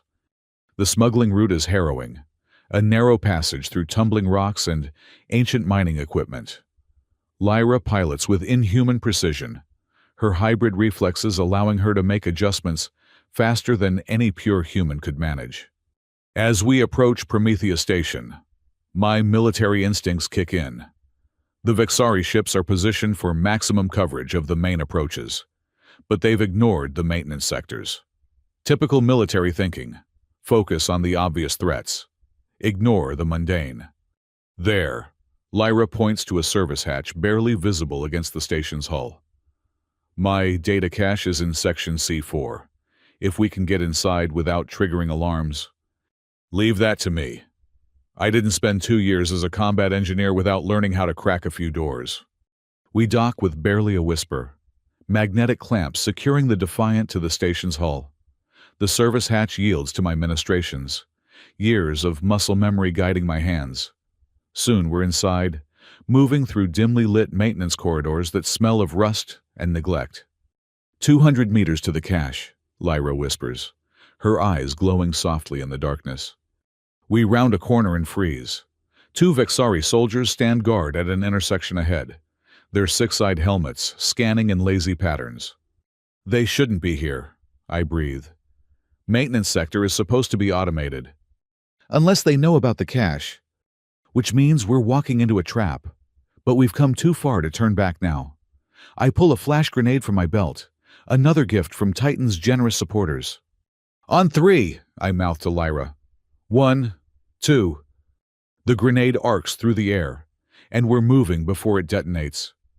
The Vexari soldiers stagger, their sensitive eyes overwhelmed by the burst of light. Lyra flows past me like smoke, her hybrid strength manifesting as she strikes. 1 soldier drops instantly. I take the other with a chokehold, careful not to kill. We're here for evidence, not a body count. Quickly, Lyra urges, already moving toward her hidden cache. The data storage unit is concealed behind a false panel, its biometric lock keyed to Lyra's unique genetic signature. She presses her palm against it, and for a heart-stopping moment, nothing happens. Then the lock disengages with a soft click. Inside is a simple data crystal, no bigger than my thumb. Such a small thing to hold so much death and conspiracy. Got it, Lyra says, tucking the crystal away. Now we... Alarms shriek through the station. Emergency lights bathe everything in hellish red. A voice echoes through the speakers, calm and terrifyingly familiar. Mr. Hale, Miss Lyra, or should I say, Agent Zara 9 of Etherian Intelligence. Did you really think we didn't know you were coming? Admiral Caney, the bastard was waiting for us. I must admit, I'm impressed you made it this far. But this game ends now. Surrender the data crystal and I might let you live. Continue this foolishness, and I'll have you both dissected to see what makes you tick. Suggestions. I ask Lyra. Run, she says. Very fast. We bolt through the corridors as Vexari soldiers flood the station. Blaster fire fills the air, leaving molten scars on the walls. I return fire when I can, trying to keep them at bay while Lyra guides us through the maze. Left here, she shouts. There's an emergency docking bay. If we can reach it. A squad of soldiers appears ahead, weapons raised. We're trapped. I'm sorry, Lyra says. I'm so sorry I dragged you into this. Hey, I tell her, checking my weapons charge. Partners, remember we go down together. She smiles. That transformative expression that makes her seem more human than anyone I've ever known. Together, we prepare to make our last stand when the wall beside us explodes. Through the smoke and debris steps, a figure I never expected to see again. Dr. Senna, the scientist from Lyra's recovered memories. The one who helped create her. This way, she barks. Unless you'd prefer to die heroically and uselessly. We don't need a second invitation. Following Senna through the hole, we find ourselves in a hidden passage I didn't know existed. Behind us, Vexari soldiers shout in confusion. Dr. Senna, Lyra gasps as we run. Why? Later, the older woman snaps. For now, just move. My ship is waiting, but not for long. We emerge in a private docking bay where a sleek vessel waits with engines hot. Not Vexari design. Something older, more elegant. Etherean. Inside, Senna orders. We launch in 30 seconds. As the ship tears away from Prometheus Station, Vexari patrolcraft in pursuit. I slump in a passenger seat and try to process what just happened. We have the evidence. We escaped Kaney's trap. And now we're aboard an Etherean ship with the scientist who helped create Lyra. Doctor, Lyra says carefully, I remember you. You were there when they changed me. Senna's expression is pained. I was. And I've regretted it every day since. When I learned what they did to you, what they made you, I've been searching for you for 2 years. Why? Because I owe you the truth. All of it. Not just about what was done to you, but why. And who really gave the orders. She turns to me. Mr. Hale, what would you say if I told you Admiral Kane is just a puppet, that the real conspiracy goes deeper than you imagine? I'd say I'm getting really tired of people speaking in riddles. Fair enough. The ship jumps to hyperspace, leaving our pursuers behind. Let me tell you about Project Unity, about humanity's real purpose in the interstellar union, and about why some very powerful beings want you both dead. I look at Lyra, seeing my own mix of exhaustion and determination reflected in her color-shifting eyes. We set out to expose one conspiracy and stumbled into something larger. But we have each other. We have allies. And now we have the truth within reach. Admiral Kaney thinks he's won. The powers behind him think they're safe. They're about to learn what happens when you back humans into a corner. We don't surrender. We don't break. We evolve. We adapt. We overcome. And sometimes, we burn the whole damn house down just to see who comes running out. Tell us everything, I say to Dr. Senna. Start from the beginning. As stars blur past the viewport and we race toward an uncertain future, I take Lyra's hand. Whatever comes next, whatever truths we uncover, we face it together. 2 broken people against the universe. The odds keep getting worse. Good thing we're too stubborn to care. Dr. Senna's ship cuts through hyperspace like a blade through silk. The Etherean technology hums with a frequency that makes my teeth ache. But the speed is undeniable. We're moving faster than any human or Vexari ship could manage. Project Unity, Senna begins, her weathered face illuminated by the ship's soft blue displays. Started 43 years ago, when humanity first made contact with the interstellar union. You were told it was a glorious moment. The beginning of a new era of cooperation and growth. Let me guess, I interrupt. More lies.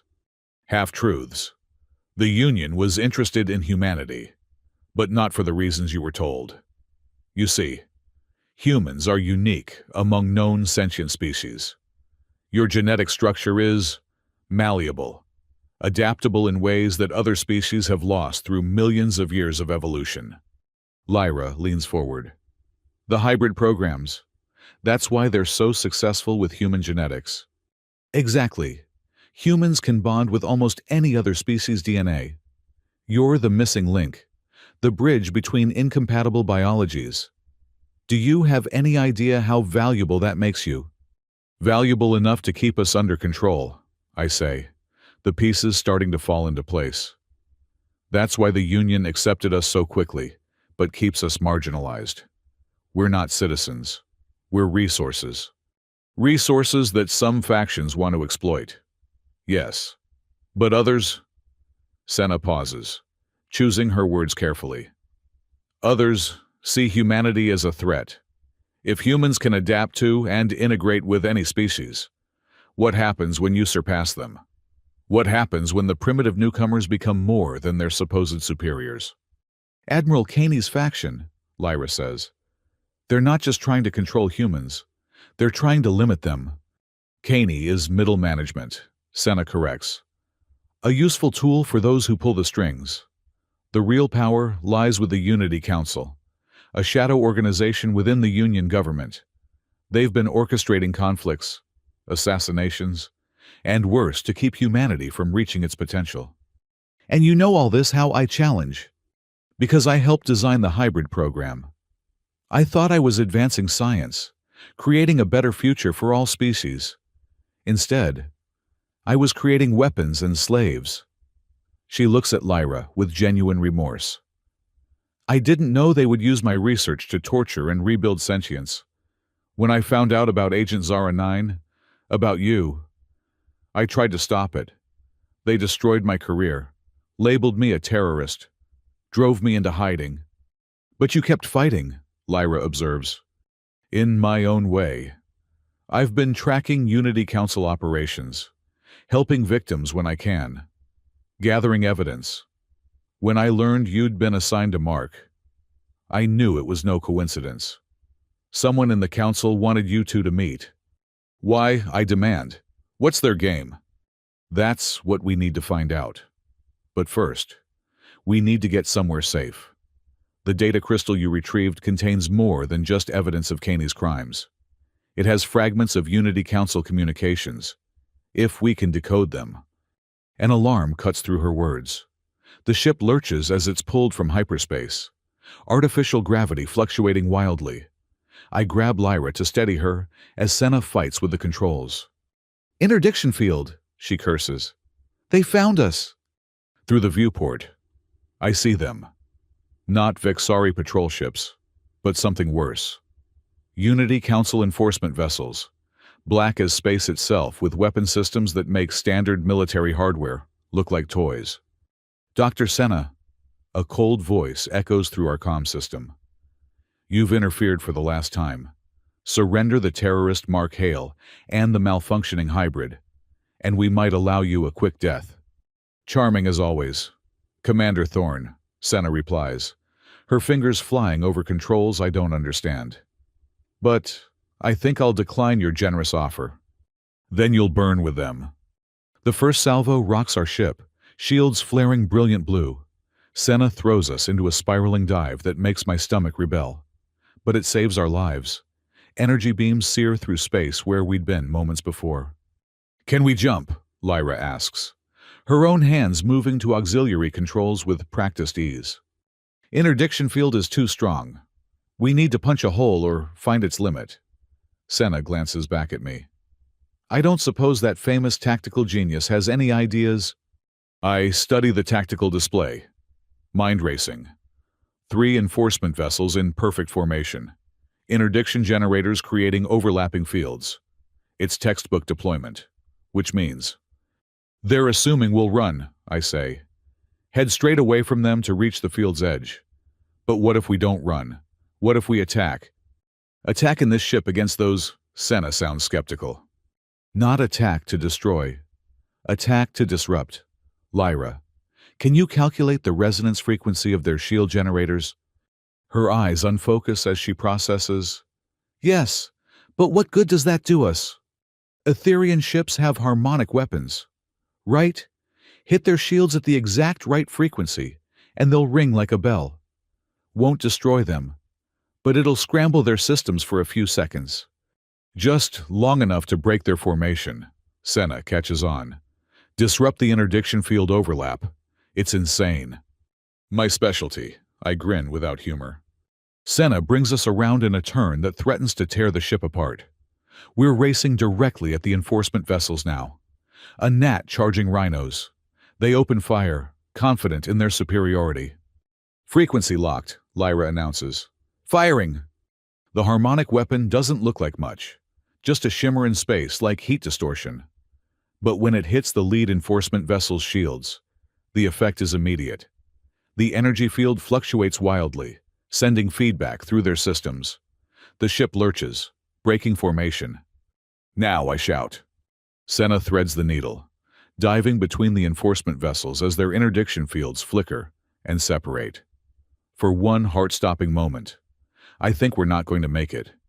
Then reality stretches, snaps, and we're back in hyperspace. That was... Senna shakes her head. That was completely insane. But it worked, Lyra points out, a small smile playing at her lips. Mark has that effect on plans. Where are we heading? I ask, trying to ignore the way my hands are shaking from the adrenaline dump. The one place the Unity Council can't follow, Senna says. Earth. I feel my blood turn to ice. Earth is off limits. Humans who return without authorization are criminals, yes. But Earth also has something the Unity Council fears more than anything, a population of 6 billion humans who don't know the truth about their place in the galaxy. Imagine what would happen if they learned about the hybrid programs, the false flag operations, the systematic suppression of human advancement. Revolution, Lyra whispers. Or worse. Earth's governments have been kept in the dark about most Union activities. They think the restrictions are for humanity's protection, to prevent cultural contamination. If they knew the truth, they'd withdraw from the Union entirely. I finish. Cut ties. Militarize. Become exactly the threat the Council claims we already are. Which is why we're going to use Earth as leverage.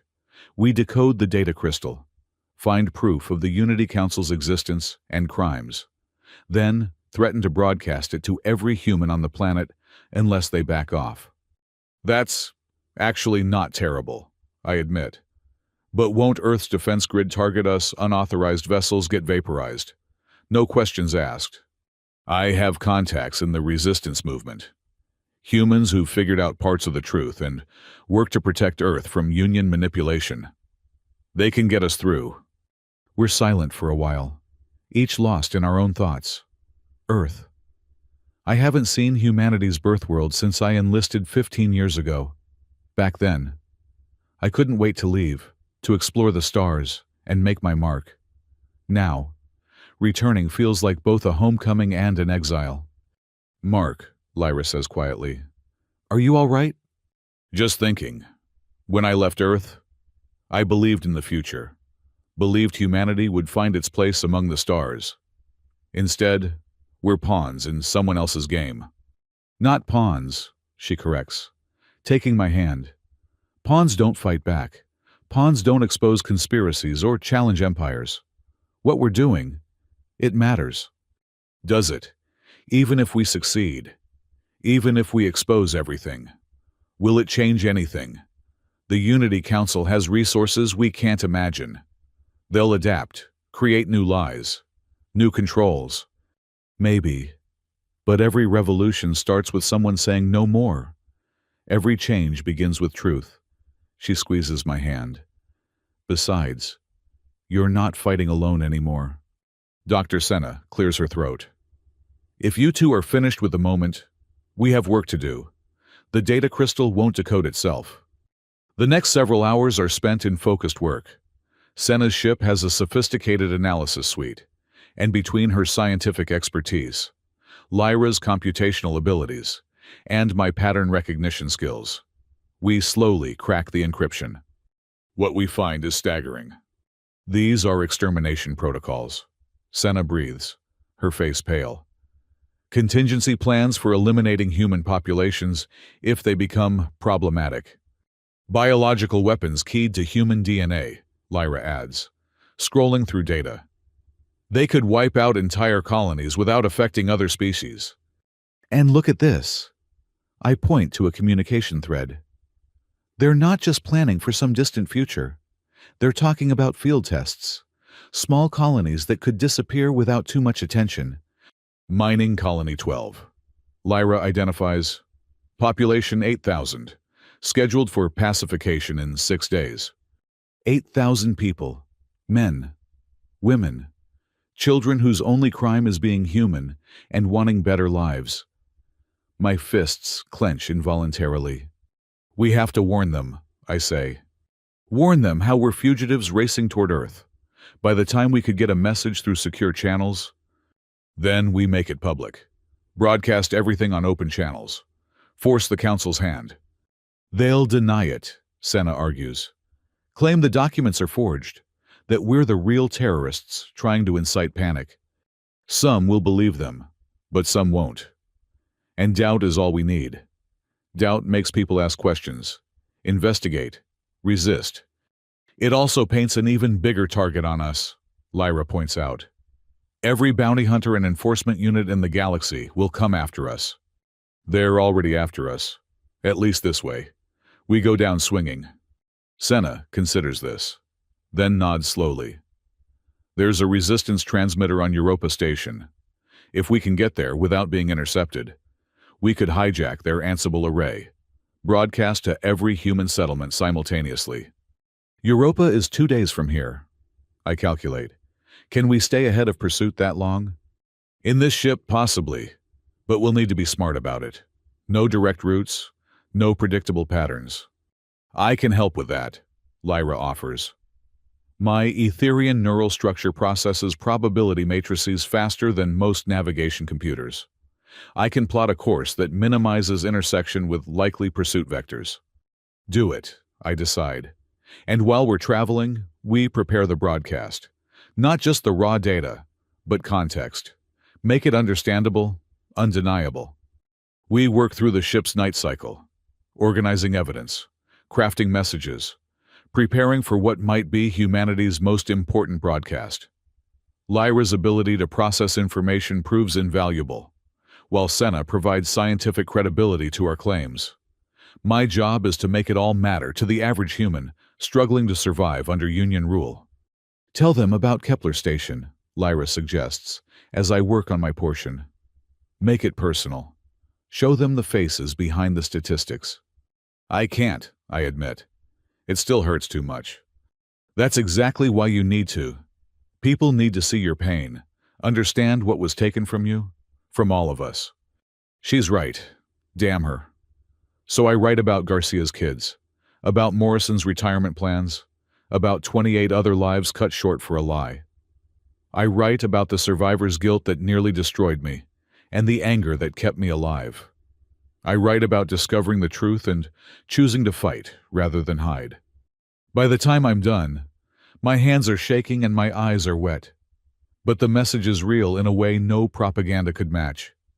It's good, Senna says softly, reading over my shoulder.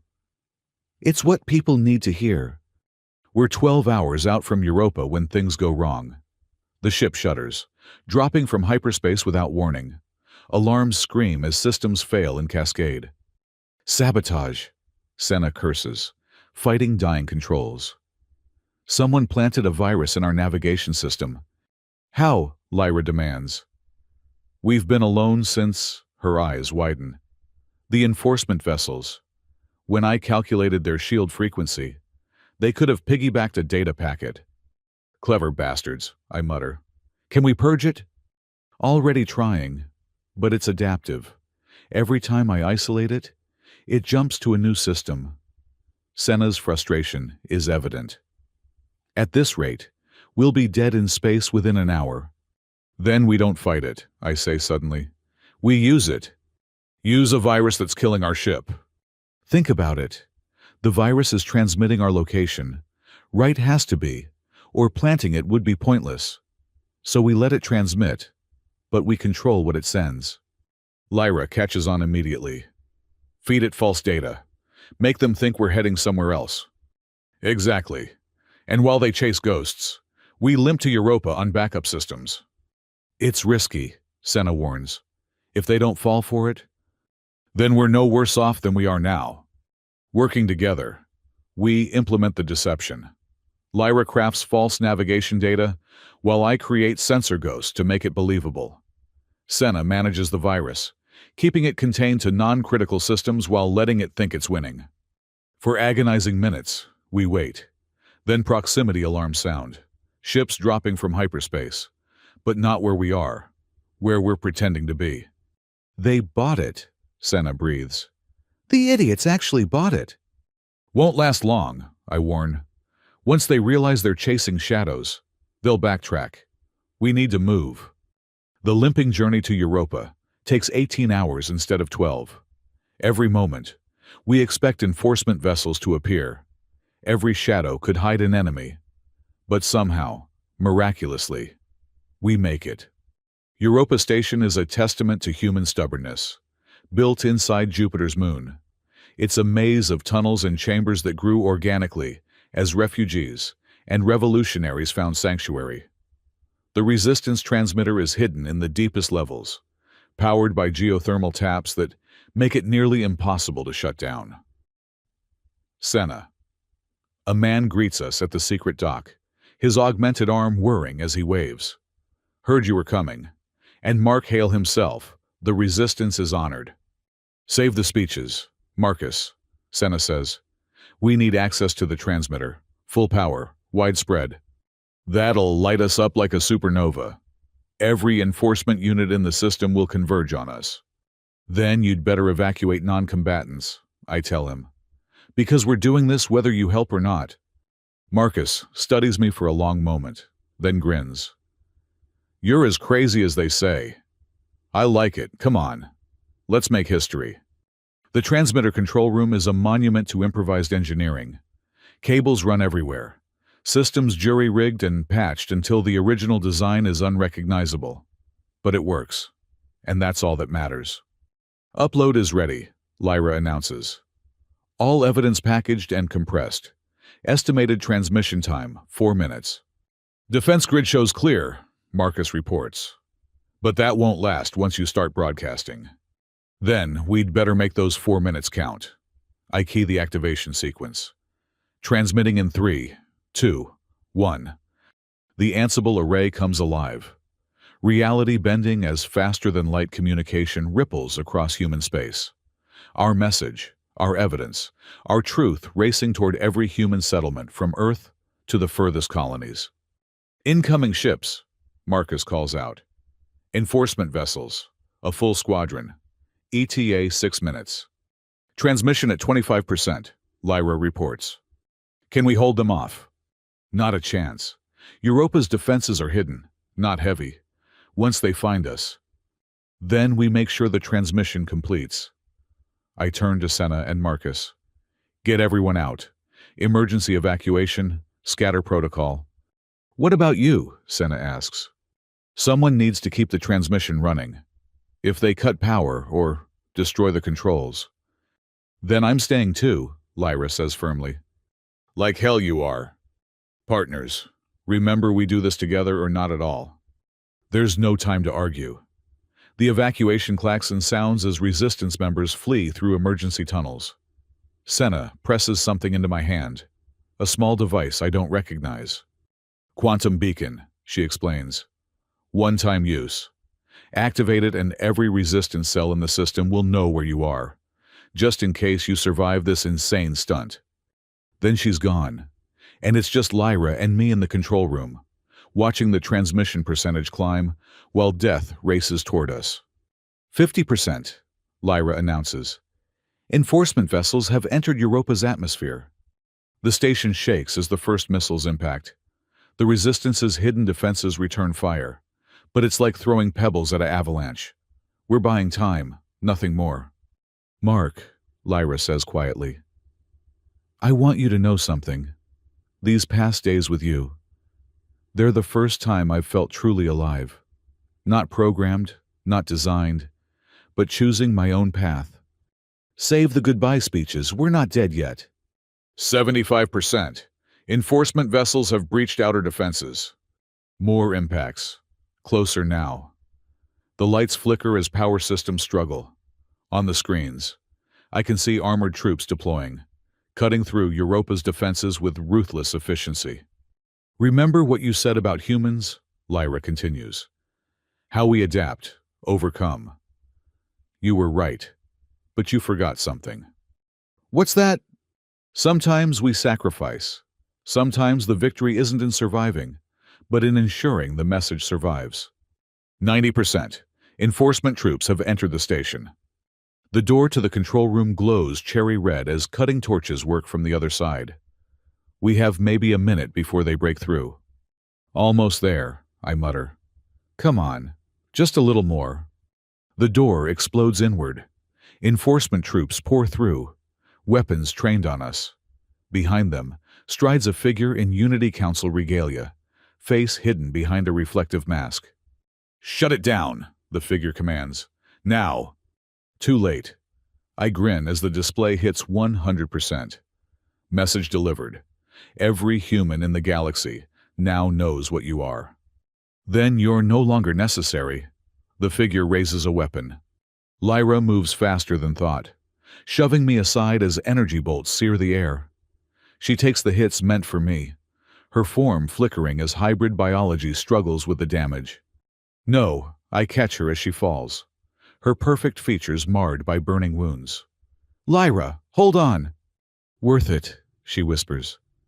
You showed me what it means to be human. Her eyes, those beautiful color-shifting eyes, begin to dim. The enforcement commander approaches, weapon aimed at my head. Any last words, terrorist? I look up at him, fury burning away my fear. Yeah, you forgot about the virus. His helmet tilts in confusion. Behind him, his troops suddenly stagger as their armor systems go haywire. The virus we fed false data to. We gave it a secondary payload. Every enforcement system it touched is now turning against its users. What did you do? The commander demands as his own armor begins sparking. Adapted. Overcame.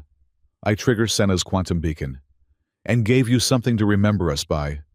The control room erupts into chaos as armor systems fail. Weapons malfunction.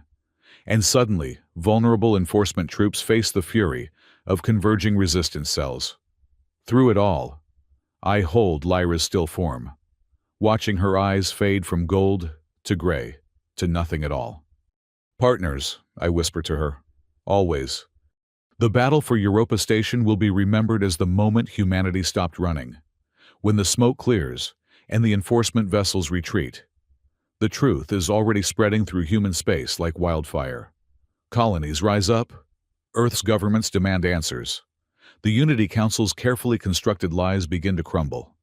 And in a medical bay deep within Europa Station, I sit beside a bioregeneration pod, watching nanites struggle to repair damage that should be fatal. Lyra's unique biology gives her a chance, just a chance, to survive what no normal being could. You did it, Senna says, finding me there. The whole galaxy is talking about the broadcast. The Unity Council is in damage control mode. Several member species are calling for investigations. We did it, I correct all of us. What happens now? Now, I look at Lyra's still form, then at the stars beyond the viewport. Now, we finish what we started. The Council will try to regroup, spread new lies. But we'll be ready. The resistance isn't hiding anymore. And if she doesn't wake up, she will. I say with certainty I don't feel. She's too stubborn to let something like death stop her. Senna squeezes my shoulder and leaves me to my vigil. Outside, humanity takes its first steps toward true freedom. Inside, I wait for my partner to come back to me. Because the fight isn't over, not by a long shot. But for the first time in years, I have hope. And that makes all the difference. 3 weeks. That's how long I've been sitting in this medical bay, watching machines breathe for Lyra, while nanites struggle to rebuild her from the inside out. 3 weeks of updates from the outside world, filtering in like distant thunder. The human colonies are in open revolt. Earth's governments have withdrawn their ambassadors from the Union, demanding full disclosure about Project Unity. Some alien species support us. Others call for immediate suppression of the human threat. The galaxy teeters on the edge of war, and all I can think about is whether she'll wake up. Any change? Dr. Senna asks, entering with 2 cups of real coffee. She's been here almost as much as I have, guilt driving her to monitor every fluctuation in Lyra's biosigns. Her neural activity spiked an hour ago, I report, accepting the coffee gratefully. But then nothing. The Etherian aspects of her biology are fighting the human side. They're trying to heal in different ways, sometimes working against each other. Senna studies the readouts with a frown. I've never seen anything like it. Because there's never been anything like her. No, there hasn't. She pauses, seeming to gather courage. Mark, there's something I need to tell you about why Lyra was specifically assigned to you. I look up sharply. You know, I've been analyzing the data from the crystal, cross-referencing it with my old research notes. The Unity Council didn't just want you two to meet. They wanted you to bond, to trust each other completely. Why? Because of what you represent together. You're the decorated war hero who survived impossible odds. She's the perfect fusion of human adaptability and alien capability. Apart, you're symbols. Together. She trails off. Together, we're what? A template. Proof of concept that humans and aliens can merge at every level. Biological, emotional, tactical. They wanted to study you, see how the bond formed, then replicate it on a massive scale. The implications hit me like a physical blow. They wanted to create an army of hybrid pairs. Controlled pairs. Loyal to the Council. Designed to enforce their vision of order. Senna's voice is bitter. But they didn't count on free will. On Lyra refusing her programming or you refusing to be tamed. So they decided to eliminate us instead. The broadcast changed everything. Now the whole galaxy knows about the hybrid programs, the false flags, the planned genocides. The Council's lost control of the narrative. She meets my eyes. The question is, what happens next? Before I can answer, alarms shriek through Europa Station. Marcus's voice echoes from speakers. All hands. Battle stations. We have incoming. It's the Retribution. Admiral Caney. The bastard has finally come to finish what he started. Go, Senna urges. I'll stay with her. Every instinct screams at me to remain by Lyra's side. But I know what she'd say. The fight isn't over. People are counting on us. I squeeze her hand one last time and head for the command center. Europa's converted into a fortress over the past weeks. Resistance fighters from across human space have gathered here, bringing weapons, ships, and most importantly, hope. The command center buzzes with activity as I enter. Sit rep, I demand. The Retribution dropped out of hyperspace 10 minutes ago, Marcus reports. But they're not alone. Count 6 Vexari heavy cruisers and a Unity Council dreadnought. They brought a fleet to crack one moon. They're not here to crack it. Look. He brings up a tactical display. They're deploying in broadcast formation. This is a show of force, probably being transmitted across the galaxy. A hologram shimmers to life in the center of the room. Admiral Caney in all his six-eyed glory, wearing full military regalia. Behind him stands a figure in Unity Council robes, face hidden as always. People of Europa Station, Caney begins, his voice dripping condescension. You have been deceived by terrorists and madmen. The so-called evidence broadcast from your station was fabricated, designed to destabilize the peace we have worked so hard to maintain. Is he serious? Someone mutters.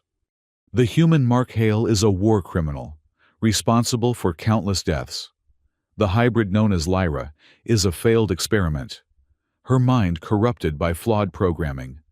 They have poisoned your minds with lies, turned you against your protectors. Our protectors, I snarl. They murdered 30 people at Kepler Station.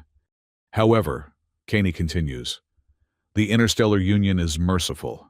Surrender now. Turn over the terrorists, and we will show leniency. You have 1 hour to comply.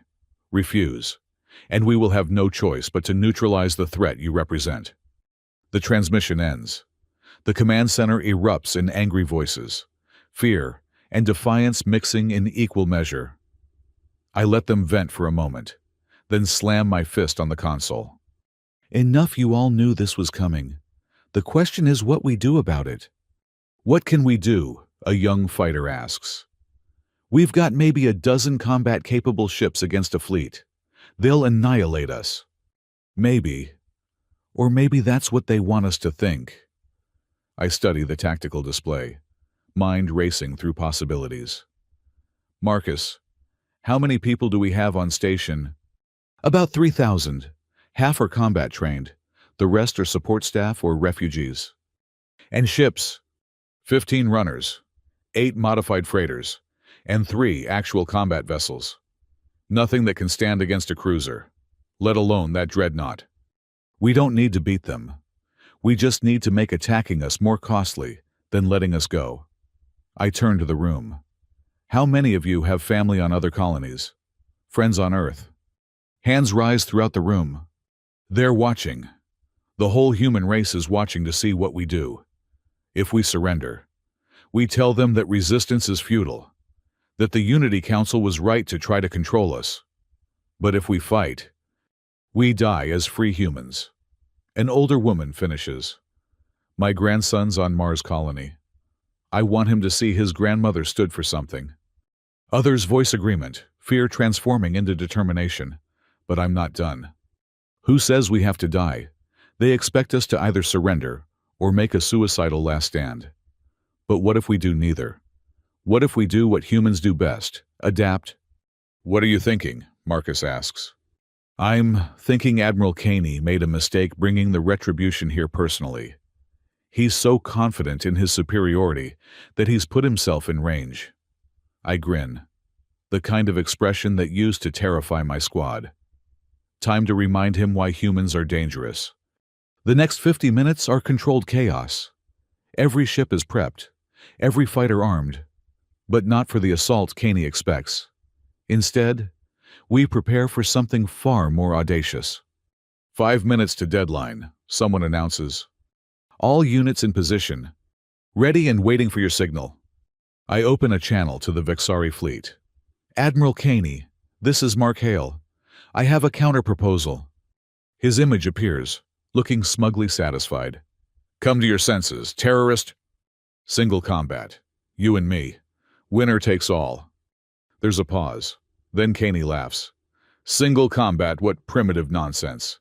We're not barbarians. Hale. No. You're cowards. Hiding behind fleets and weapons while others die for your ambitions. But I suppose I shouldn't expect courage from someone who murders civilians and calls it strategy. His 6 eyes narrow. You dare? I dare because I have nothing left to lose. You took everything from me at Kepler Station. My friends, my faith in the Union, my purpose. All I have left is the truth and the will to share it. I lean toward the camera. So here's my real proposal. You leave now, and I don't release the rest of the files. What files? Your pathetic broadcast contained everything you had. Did it? Are you willing to bet your career on that, your life? I let that sink in. See, Lyra didn't just store evidence about your crimes. She stored evidence about your superiors. Names, dates, secret meetings where the Unity Council planned genocide. How do you think they'll react when they learn you led me right to them? It's a bluff, mostly. We have fragments, hints, but nothing as comprehensive as I'm implying. But Caney doesn't know that. And in his world of betrayal and manipulation, paranoia is a survival trait. You're lying. Maybe. Want to find out? I check the chronometer. 2 minutes. Admiral. Leave now. And your secrets stay buried. Attack us. And I guarantee every dirty detail gets broadcast. Your choice. The channel cuts. On tactical. I watch the Vexari fleet hold position. Weapons powered but not firing. They're talking, arguing. Good. Think he'll buy it, Marcus whispers. Doesn't matter, we just needed the delay. I key my comm. All units, execute Operation Exodus. Now. Every ship in Europa Station launches simultaneously, but not toward the Vexari fleet. They scatter in all directions, racing for the edge of the system. At the same time, automated broadcasts begin transmitting from the station itself. Not evidence, but stories. Personal accounts from survivors of Unity Council operations. Messages of hope and defiance. Calls for unity among all humans. The Vexari fleet hesitates, caught between multiple targets. Do they chase the fleeing ships attack the station? By the time they decide, our ships are already jumping to hyperspace, carrying resistance fighters to every corner of human space. Station evacuation at 90%, someone reports. Just essential personnel remaining. Good. Get to the escape pods. That's an order. What about you? I'll be right behind you. It's a lie and we both know it. Someone needs to keep transmitting. Keep the Vexari focused on the station instead of the fleeing ships. But they don't argue. Just salute and run. Soon it's just me in the command center, watching the tactical display as the last resistance ship jumps to safety. The Vexari fleet finally makes its decision, moving toward Europa Station with terrible purpose. Sorry, Admiral, I mutter, keying one last command. But you're not the only one who can plan ahead. Deep in Europa's ice mines, charges we've been placing for weeks detonate. Not enough to destroy the moon, but enough to destabilize the tunnel systems. The station shudders and begins to collapse in on itself. A final middle finger to tyranny. Mark, Senna's voice crackles through comm. Lyra's awake, she's asking for you. My heart stops. Of course she'd wake up now, when I'm about to die in a collapsing station. The universe has a sick sense of humor. I run through corridors that buckle and twist, debris raining from the ceiling. The medical bay door is jammed, but adrenaline gives me strength to force it open. Inside, Lyra is sitting up in the bioregeneration pod, eyes wild but wonderfully alive. You started a party without me, she says, voice hoarse, but carrying that hint of humor I've missed so much. You know me. Can't help making dramatic gestures. I help her out of the pod, noting how she sways on unsteady legs. Can you move? Do I have a choice? Not really. Station's coming down. Vexari fleet incoming. And we're about out of miracles. Just another day for us, then. She leans on me, and together we stagger toward the escape pods. Senna leads the way, somehow having memorized the route despite the chaos. We're almost there when the ceiling collapses ahead of us, blocking our path. The station groans around us, dying by degrees. Back, Senna shouts. There's another route through. The floor gives way. Senna falls with a scream that cuts off abruptly. When Lyra and I peer through the hole, we see her broken body 2 levels down, neck bent at an impossible angle. No, Lyra whispers. She saved us. She saved me. And we honor that by living, I say harshly, pulling her back. Come on. We find another path, longer and more treacherous. The station's death throes intensify, and I know we're out of time. That's when I remember Senna's quantum beacon, still in my pocket. One-time use, she said. Every resistance cell will know where you are. I activate it without hesitation. What are you doing? Lyra asks. Calling in a favor, or trying to. I help her around a pile of debris. Remember Captain Reese? He said he wanted front-row seats to history. You think pirates will come for us? I think desperate people help each other. We'll see if I'm right. The escape pod bay is just ahead when the station's artificial gravity fails. We float free, disoriented and vulnerable. Emergency lights flicker and die, leaving us in darkness broken only by the hellish glow of fires, burning where they shouldn't. "Mark," Lyra says softly, "I need to tell you something." "Save it for when we're safe." "There is no safe for us. Not anymore." Her hand finds mine in the darkness. The Unity Council was right about one thing. We are a template, but not the kind they wanted. We're proof that understanding between species doesn't require control or manipulation. It just requires trust. And stubbornness, I add, making her laugh despite everything. "That too. Mark, The escape pod bay door explodes inward, but instead of Vexari soldiers, a familiar scarred face appears. Captain Reese, magnetic boots keeping him anchored, assault rifle in hand. "Somebody call for a ride," he grins. "Better move. My ship's taking heavy fire and these Vexari bastards are poor sports about rescue operations." We don't need more invitation. Reese's crew helps us through docking tubes to the Bloody Crown, which shudders under impact even as we board. "Punch it!" Reese shouts as we reach the bridge. The pirate ship tears away from Europa Station, just as the moon's destabilized core finally gives way. The station implodes, taking any evidence of our presence with it. Through the viewport, I watch our temporary home become a tomb for Dr. Senna and her dreams of redemption. "Incoming missiles," Reese's navigator reports. "Return fire and jump when ready, anywhere but here." The Bloody Crown's weapons might be black market, but they're effective. Point defense systems swat down most of the missiles, while the ship's oversized engines push us toward jump distance. "Admiral Caney is hailing us," someone reports. "Put him on," I say before Reese can refuse. Caney's face fills the screen, twisted with rage. "You think you've won. You've only delayed the inevitable. The Unity Council has resources beyond your imagination.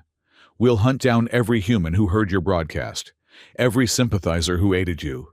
Your species will burn for this defiance." "Maybe," I admit. "But here's what you're missing.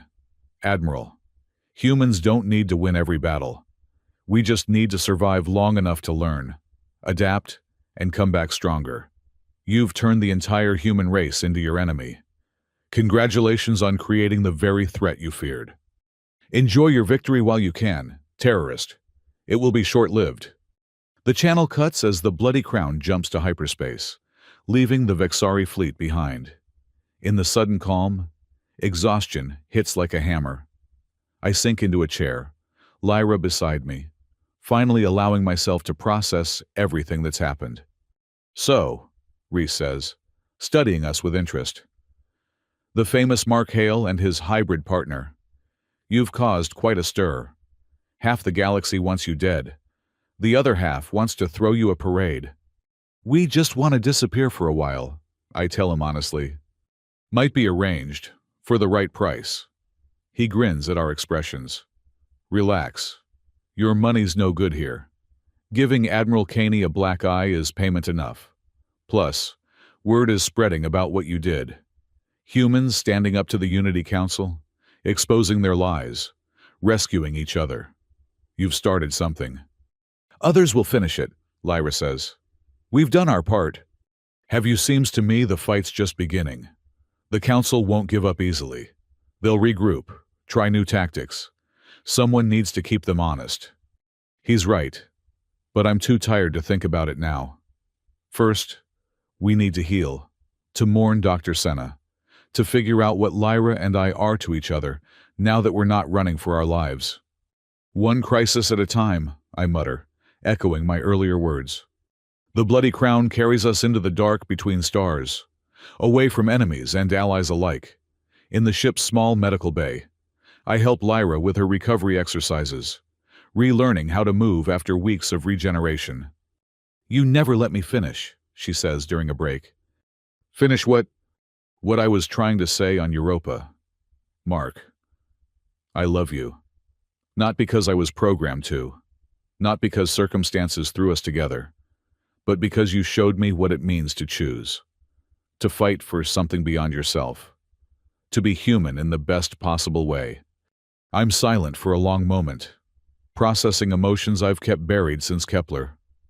I love you too, probably since you refused to be what they wanted you to be. You gave me hope when I thought I'd lost it forever. She smiles, that transformative expression that still takes my breath away. So what now? We can't hide forever. No, but we can take some time. Heal, plan, prepare for whatever comes next. I take her hand, marveling at how natural it feels now. The Unity Council made one fatal error. They thought they could control human evolution, direct how we adapt and grow. Instead, they've accelerated it. What do you mean? Look around. Humans and aliens working together by choice, not coercion. Pirates becoming freedom fighters, colonies uniting against common threats. They wanted to keep us weak and divided. Instead, they've given us a reason to become strong. And us, Lyra asks, what do we become? Whatever we choose? That's the point. Isn't it for the first time? We get to decide our own fate. 3 days later, Reese drops us on a frontier world so far from civilization, it doesn't even have a name. Just coordinates and a small human settlement that asks no questions about new arrivals. It's not much. Basic shelters, hydroponic gardens, and people who've chosen freedom over comfort. It's perfect, Lyra says as we watch the binary sunset paint the sky in impossible colors. It's a start, I correct. The resistance will need leaders when the time comes. People who've faced the council and survived. But for now, we rest. We heal. We learn what it means to live without someone trying to kill us. Think we'll be any good at it? Only one way to find out. That night, as alien stars wheel overhead and Lyra sleeps beside me, I think about everyone who made this moment possible. Garcia and Morrison and the others who died at Kepler. Dr. Senna, who sacrificed everything for redemption. The resistance fighters who chose to stand and fight. Even Captain Reese and his crew of misfits. The Unity Council thinks they've won by driving us into hiding. They're wrong. Every human colony that received our broadcast, every alien species that questions the official story, every small act of defiance adds to a tide that will eventually sweep them away. Admiral Caney promised to hunt us down. Let him try. While he wastes resources chasing ghosts, humanity will grow stronger. We'll forge new alliances, develop new capabilities, become the threat they tried to prevent us from being. And somewhere in that future, when the time is right, Lyra and I will emerge from the shadows, not as weapons or symbols, but as ourselves, proof that cooperation doesn't require control, that strength comes from diversity, and that love transcends the boundaries others would impose. The war isn't over. In many ways, it's just beginning.